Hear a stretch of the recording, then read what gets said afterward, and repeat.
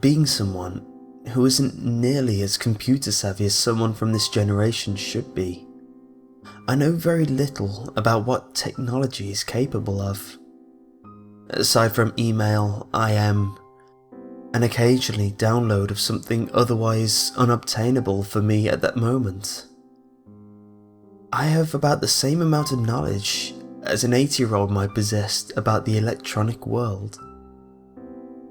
For example, and for the sake of this tale I'm about to recount, I was totally unaware that someone is capable of hacking Pokemon games to their own sub-story of the world. Even less so that it was possible to make a physical copy of the game in a real cartridge.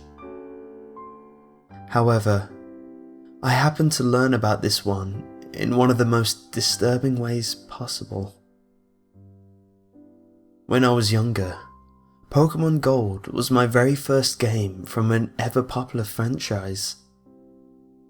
I became very attached to the little creatures my character caught, and often fantasized about the adventures we would go through had a preset storyline not been placed. This isn't quite important though. What is important is the fact that I never truly let go of my childhood fantasies. The memories from that first game were far too cherished to set free. As such, I still have my old gold cartridge, complete with a total abuse of the copy glitch. I refuse to restart my game though. I'm afraid too much of the old magic would be lost. I wanted to play a whole new game of the version that I recall being the happiest with, but the older cartridges are rather hard to find outside of the internet nowadays. The most my local flea markets have are GBA games, with hardly any being Pokemon. Fortunately for me, my grandmother still fully supports my long-standing love for Pokemon, and often buys me boxes of cards, toys, videotapes, and other items she comes across during her frequent visits to the local auctions. Granted, very little of these things she gives me are in good condition. Long forgotten items stowed away in a musty basement after the phase in their owner's life had passed hardly ever are. But as gifts from a dear relative, I cherish them as if they were made of gold. Pun not intended. Most recently, she gave me a box with a brand new videotape containing episodes from early on in the season. Several hundred battered and well-used cards, and a game cartridge with no label. The cartridge was a familiar metallic gold colour of the game I had been looking for. Even though the label had been removed, and the large red X was drawn in a Sharpie in the place the sticker should have been, I could easily tell what it was. What other game had that colour? You can imagine my excitement for finally finding another copy. I thanked her profusely and promised I would play it as soon as I got home, which I did. Getting started was difficult, not because the game was faulty, but because I had sold my GBA to my little brother several years ago for some of his better Pokemon cards. Once something belongs to him, it's difficult to get him to lend it out to me. Such is sibling relations, I suppose. After much bribery, I finally got my hands on my former GBA and quickly inserted the vandalized game. Chills ran through my body as the opening movie for the game began to play, sending a wave of nostalgia crashing over me. It was good to see it again. The game itself opened normally, The pixelated image of Ho-Oh flying through the sky beneath the title presented itself, before leading into the normal selection screen. The person who owned the game before me still had a game file, but I cared very little about what someone did before me. Considering the condition of their things, they must have been very young. I was bound to be met with a team full of Pikachus with ridiculous names. I started a new game. It was here that I realized something wasn't quite right with the game. The normal intro involving a professor introducing you to the world of Pokemon didn't play out. Rather, it played like this. It started out with a black screen, which was quite familiar considering that's how Gold, Silver and Crystal began. Instead of the normal "what time is it" dialogue, however, I was met with something else.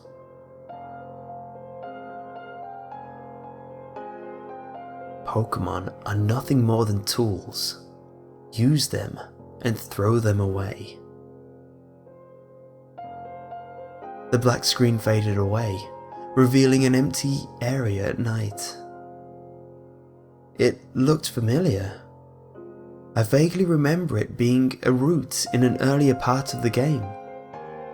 Since I've been away from the game so long, I couldn't place it. In the silence of this scene, the sprite of your rival, henceforth noted as Silver, walked in from the left. He moved a little slower than normal, as if he was hesitant about something.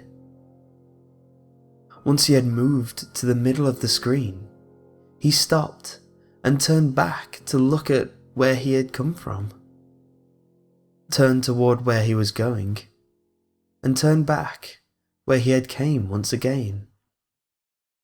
For a moment, he stood there, simply staring toward the left of the screen, before a dialogue box popped up beneath him saying nothing more than ... After that, he turned around yet again, only to continue to walk off screen. The screen faded away to be replaced with Silver, standing in the place where you first officially see him, just outside Professor Elm's laboratory. It was clearly in a slightly later part of the game than normal, as the professor and his assistants all exited the lab and went their separate ways. The assistants left the town and Elm walked further downward off screen. I assumed that meant he left for his home and remained in town. The character of Gold was nowhere to be seen. After that small scene, it stayed on Silver. I thought the game had frozen for a minute, but I finally realized I was able to move him. Honestly, I was a little excited. Silver was, and always has been, my favourite of the rivals. It was an interesting thing to be able to play as him. I moved him a little further downward to see if I was able to explore, but it stopped me each time I moved one step away from the front of the lab. A dialogue box popped up that said, "I can't leave yet." It backed me up a step afterward. I moved back up to the place where he had originally been standing and moved into the window. It worked much like a door and allowed me to enter Professor Elm's lab. Aside from the regular equipment, bookshelves, computers, trash cans, tables, etc., the lab was empty. It was to be expected, since the employees had just left a moment ago. On the table was a single Pokeball. Being without one at the time, I walked over and took it.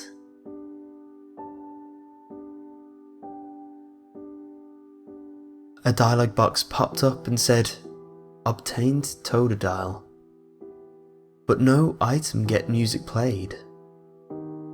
Apparently stealing wasn't condoned even by the game. After pressing A, it gave me the option of naming the Pokemon. I picked yes, as I loved naming these things. It took me to the naming screen. However, another dialogue box popped up and interrupted the naming process. "Don't name it. You'll only get attached. Don't love it. Use it."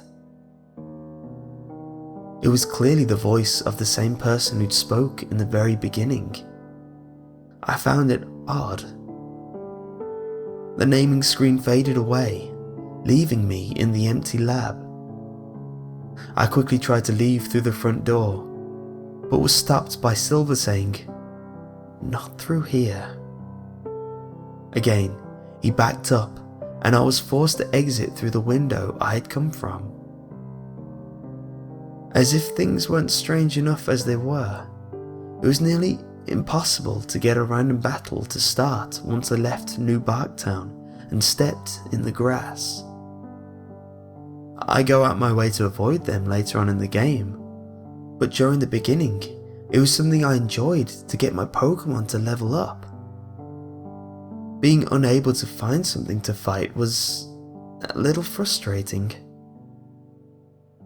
After several minutes of walking back and forth in patches of grass, I finally encountered a Pokemon, a Centret. It was nothing out of the ordinary. I sent out my Totodile and chose the only presently useful move he had, Scratch. The Pokemon fled. I was rather confused. A wild Pokemon never ran. Not so early in the game. After a few more tries, all with the same outcome, I continued onto Cherry Grove. Just before I entered the city, I recognized the small area as the one Silver had walked through in the beginning. After entering the city, I bumped into Gold, who wordlessly challenged me to a battle. His Pokemon, a Cyndaquil, was already a slightly higher level than mine. I was still stuck at level 5, but he was already level 7, and even though I had the type advantage, he beat me. Before whiting out, his sprite switched out with the Cyndaquils. He looked very disappointed. After exiting the Cherry Grove Pokemon Center, I hadn't used it prior, but it was apparently the only option I had. I walked back to the place he had challenged me, only to find I was unable to battle him at this point. The game was getting a little annoying now. I had no money, Pokegear, or Pokedex. I was also unable to battle wild Pokemon.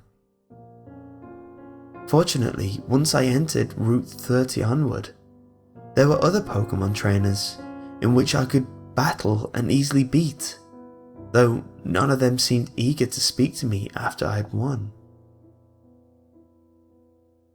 By the time I entered Violet City, my Pokemon's level was still too low to take on the gym leader. However, with the money I had won from the other trainers I fought before, I was at least able to buy some potions.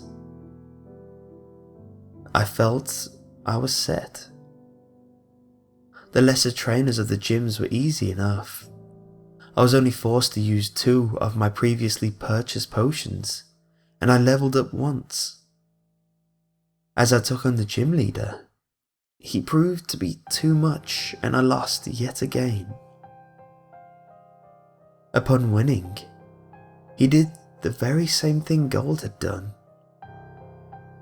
He looked disappointed as well. When the battle ended, I didn't white out.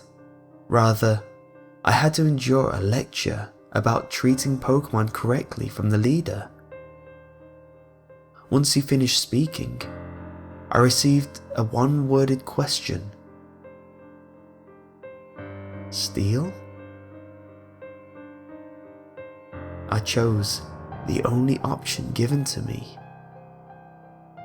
Yes. Silver backed up one step and slammed into the gym leader, kicking him backwards. Another dialogue box popped up, telling me that I had stolen the gym badge, TM31 and 500 Poké Dollars. After that, I whited out. This is how it continued on for the remainder of the game. While I was able to defeat lesser trainers on the paths to cities and in the gyms, I constantly lost to the leader and was forced to steal their badges. The steal option also worked on people who would normally give you items in the game. This is how I was able to obtain key items like Item Finder, the bicycle, the water pail, HMs and more. They refused to give me anything otherwise. Anyone I spoke to either refused to talk, greeting me with only ...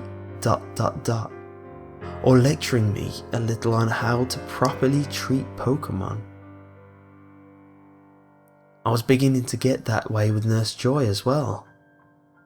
By the time I had progressed to Goldenrod City, she would scold me any time I whited out. Pokemon continued to avoid me as well.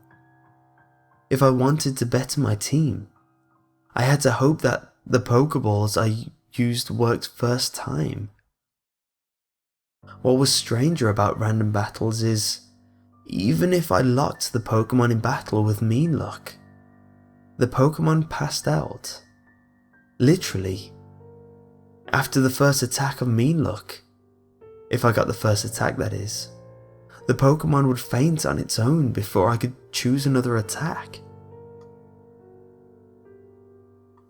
The dialogue box proclaimed Pokemon forced itself to pass out, and the battle ended. The only thing that seemed to go on normally for me was the battles with Team Rocket. I always won against them, and they always treated me like a punk kid getting in the way. The rest of the game, up until a certain point, isn't entirely important. Aside from win, lose, and steal, everything was more or less normal. While my Pokemon matured slowly due to frequent losses, they did grow to like me a little, as I began giving them haircuts and other things to boost our bond. The last thing I had checked, the person who rated their happiness, one of the very few people who spoke to me normal, and said, "It's quite cute." I know what you must be thinking, that this isn't disturbing at all, and that I should just accept the fact that this is simply a hack made to tell Silver's side of the story. Well, I did. It was. However, I'm not quite finished yet. Once I had finally made it to Kanto, continuing the process of win, lose and steal, I ventured into Viridian City. The second I stepped foot into the city, the music cut off. I thought for certain that this was a glitch in the programming, that I was now to walk through a soundless game. As I stood there for a second though, a very faint noise picked up and faded away. I was now sure that the music had messed up, like it was trying to play, but couldn't. I stepped back into the route I had just come from, and the music picked up perfectly. It was only Viridian City that went silent. I was now curious, so I stepped back into the silent town and began to explore. There wasn't a person in sight. No one was out in the open, and no one was in the houses. There wasn't even anyone in the Pokemart or Pokemon Center. The city was entirely empty. All there was the silence and the occasional soft noise, which I still hadn't identified. As I walked towards the gym, the sound grew a little louder. I figured the noise was coming from inside, so I entered. There was no one there either. But that was to be expected. The gym was always empty until much later.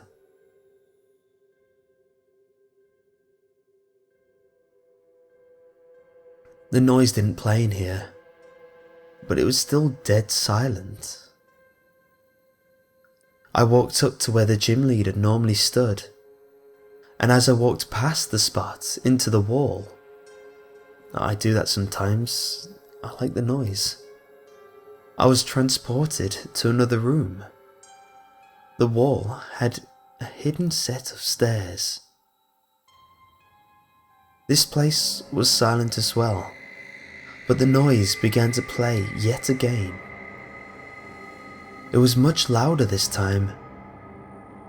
A bunch of random high-pitched noises, but it sounded like screams.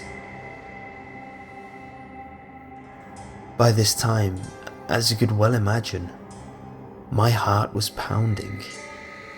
I don't take screaming or anything that sounds like screaming very well, due to an unfortunate experience with a very graphic haunted house when I was 3. But I digress. Regardless of my pounding heart and my shaking hands, I explored the room. It was tinted in a muted red, much like everything was in Pokemon Red. The room followed a sideways zigzag pattern, and the screams came at random. Some were short, but some were long and drawn out. It sounded as if someone was being tortured. As I continued down the zigzagging hallways, I came across several disturbing images. Sprites of NPCs without their heads, as well as heads without bodies. Anytime I tried to examine either of these, Silver would simply say, "Don't look." The bodies and heads became more frequent as I went on, clogging up the hallways and leaving only a small path for me to follow. The screaming was becoming more frequent as well. The screen began to flicker as I walked, just like it would if one of my Pokemon was poisoned. I was certain none of them were. However, just in case, I opened my party menu to check. None of my Pokemon were afflicted with poison, but their health had started to lower. In an attempt to fix this, I picked Super Potion out my bag and tried to use it on Feraligatr. A dialogue box opened up and said, "It won't have any effect." Now I was disturbed. I knew none of this was supposed to happen. Regardless, I continued on, hoping that if they all fainted from this, I'd be taken back to a Pokemon Center and things would return to normal. It was stupid of me to assume that. I continued along the morbid path, the screen flickering in and out. I began to notice that Silver himself was beginning to move a little slower as well. I don't know what, but something was draining my Pokemon's energy, as well as my own. Finally, Silver stopped as the dialogue box had popped up, telling me that all my Pokemon had fainted. But it didn't say what I'd hoped. It said, all dead. By now, I was ready to cry, but I couldn't stop myself from trying to get to the end of this disturbing experience. If I didn't do this now, I'd just be tempted to try it again some other time. Finally, I reached the center room. The screen was tinted a deep red now. I assumed this was to simulate the fact that the room was filled with blood. However, there were only a few bodies scattered around it. In the center were a few live figures, a man, an unknown Pokemon, Gold, and another Pokemon. I could only assume this was his Typhlosion. Gold's Typhlosion attacked the man's Pokemon, but it was quickly struck down. Its sprite turned red, then grey, then disappeared. The man's Pokemon had killed it. Silver's sprite stepped forward on its own, and the man finally acknowledged he was there. "Ah, son, you've made it. Come to see your rival's demise, have you?" Giovanni said. This caused Gold to turn around and look at Silver. The only thing he said was ... Silver continued to move on his own. He approached Giovanni and kicked him backwards. It obviously enraged the man. "You're going to help him? You've become just as weak as the others. If he seems worth saving to you, perhaps I should show you there's no sense in getting attached. Mewtwo, take care of him." Mewtwo obeyed his creator's command and approached Gold. I'm still uncertain of what it actually did, but it struck Gold, causing a scream much louder than before as the sprite of Silver's rival lost its head and faded to deep red and then grey. I told you a long time ago, Silver, either manipulate or be manipulated. Pokemon are nothing more than tools. People are nothing more than tools. After they served your purpose, they're no longer useful. Mewtwo, kill him. The Mewtwo didn't obey this time. Giovanni's words must have angered it, and it turned to him and actually spoke. "You're no longer useful." It struck Giovanni, just as it had done Gold and Typhlosion. But the scream Giovanni produced was much longer than any other I had heard. Mewtwo was torturing him. Finally, the scream faded away into nothingness, and Giovanni's sprite did, just as Gold's did, leaving only Silver and Mewtwo alive in the room. As Mewtwo turned to face me, I knew that it wouldn't last for long. Not useful. It struck me, initiating a battle in which I was totally unable to participate. My sprite was in place of any Pokemon.